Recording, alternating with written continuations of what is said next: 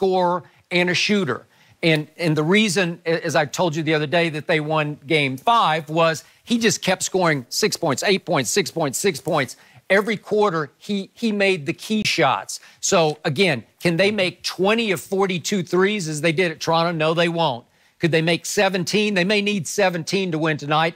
And they're going to have to hope that Toronto stays in that 8 for 32 range, which was 25-ish%, okay? So it's going to come down to that. Go ahead. Let me follow up on the Boogie Cousins. Skip, I'm not so sure Boogie would have even gotten in the game had Kawhi Looney not gotten hurt. Not. Because they go Looney Bogut. That tells me they really had no inclination to play Boogie, given what they had seen from him in games 3 and 4. But because Kawhi Looney got hurt and they had no other option, you can't play Bogut 20, 25 minutes. So Boogie had to get inserted into the ball game.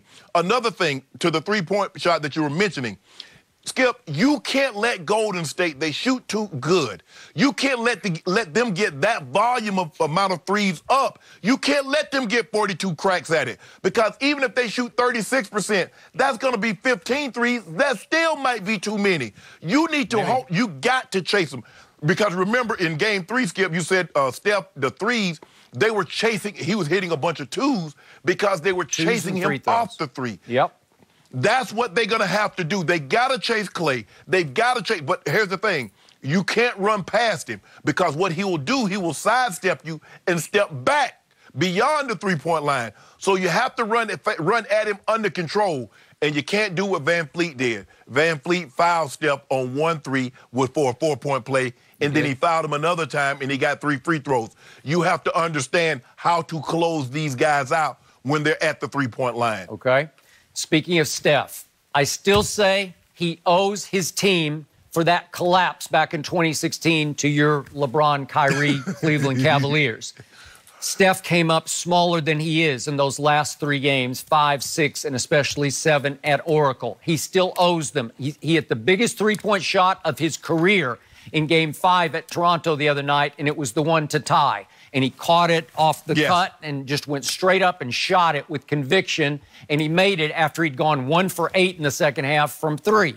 Well, they need a couple of flurries from him tonight. You know what I'm talking about at Oracle, when he makes 4 in a 2-minute span, 4 threes, because Oracle is going to be on hair trigger tonight to just blow the top off the roof. It is the last night. I do agree. We had Rick Bucher on, and he goes to every game at Oracle, and he said, last couple of years, fans have been so spoiled, they just sit on their hands and they wait for the team to bring them up out of their seats. Tonight, the crowd needs to try to fuel this team in ways it hasn't been for the last couple of years. And it needs to fuel the quote-unquote role players. You know what? Draymond Green hasn't had a big Draymond game in this whole series. Tonight, he's got to really come up huge, bigger than he is at about 6'6". Right. Remember what he did? You've brought this up before in Game 7 in 2016 when he was on the verge of being the MVP. His numbers that night in Game 7, he went 32 points, 15 rebounds, 2 steals, went 11 of 15 from the floor, 6 of 8 from 3. That was Draymond Green in Game 7, and it wasn't enough to get them over the top. Well, they need that game from him tonight to get them back to Toronto. So he's a big X factor. And then Iggy's got to make a few open threes. And obviously, Quinn Cook has to come in and make a couple of key threes. They're going to need a group effort.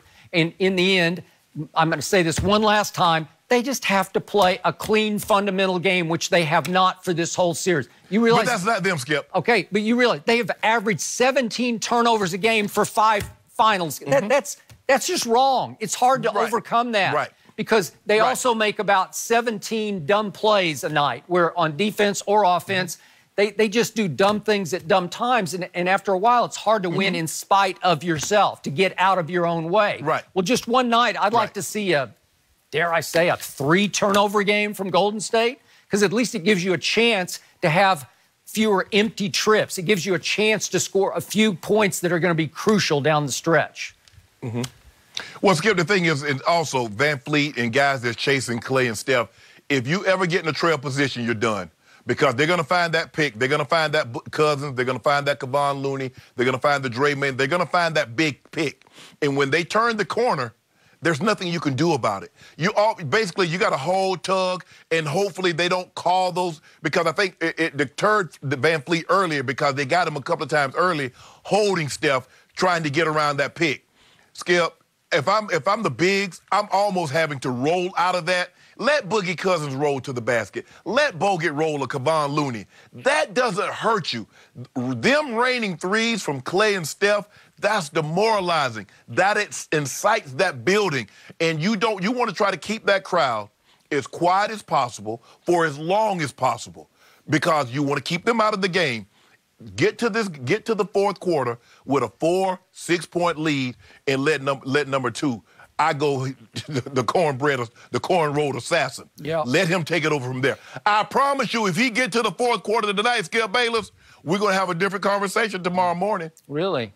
Well, he got to the fourth quarter in Game 5. He got to the fourth quarter in Game 2, and then he disappeared twice. I said, you told me this is not the past. We're talking about Game 6. Okay. He gets to the fourth quarter. He's in strike. All I need Kawhi to do is to be able to see their tail lights. Don't let them go running high, Kawhi. See their tail lights, pull up to their bumper, and then pass them. I'm more worried about Toronto running and hiding than I am Golden State. I don't think there's going to be any Golden State running and hiding from this team, and it is a team, a better team than Golden State, that they are up against. But because I do believe Kevon Looney will go tonight. He's listed as questionable. He'll get his pain injection, and he'll suck it up and play hard and play hurt. I'm sticking with my pick, and I'm just going to average the scores of the two Golden State wins in this series. So I'm going to go 108-105, home team tonight. And because I put it on the table yesterday, I'm going to stick with it against my better judgment. If you want 4 cases on this, I will accept the 4-case bet on this game. Well, accept them. Okay. Accept them. I'm so far ahead, it doesn't really matter to me, but that's okay. Don't worry about it. See, that's the old tortoise in the hare. The hare was so far ahead, and guess what happened? The slow and steady. The race is won by the slow and steady. Yeah. So 4 case by 4 case, 2 cases here, 3 cases there, and the next thing you know, I'll be in the front. You'll be in the back. You realize the tortoise keeps telling me he's going to catch me, and he keeps making bet after dumb bet after dumb bet, and he loses 4 and 3 and 4, and it gets up to 36 cases. I don't know. But because I am so far ahead, what are 4 cases to me? So I'll just give them back to you. Here, I'll just push them right back across the table. You got it. But you know what? It's not so much the 4 cases.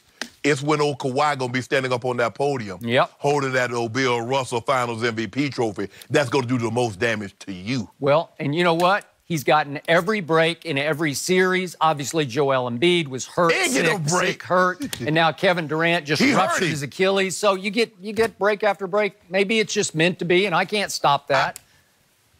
I will give you Kevin Durant was a huge blow, because I believe the series would have already been over. I believe Golden State would have swept Toronto had Kevin Durant been fully healthy and able to play. Okay. But Joel Embiid didn't get hurt.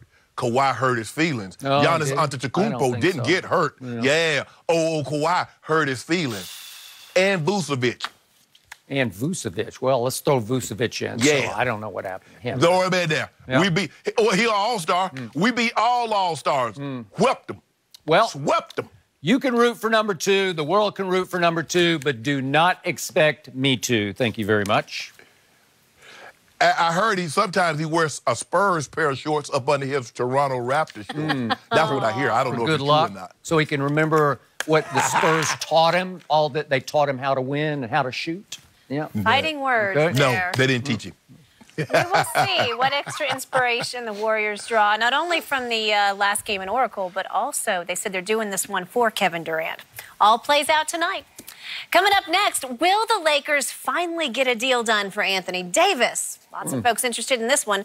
We're discussing that next. And don't forget, you can listen to us every day on the Fox Sports Channel on SiriusXM. We'll be right back.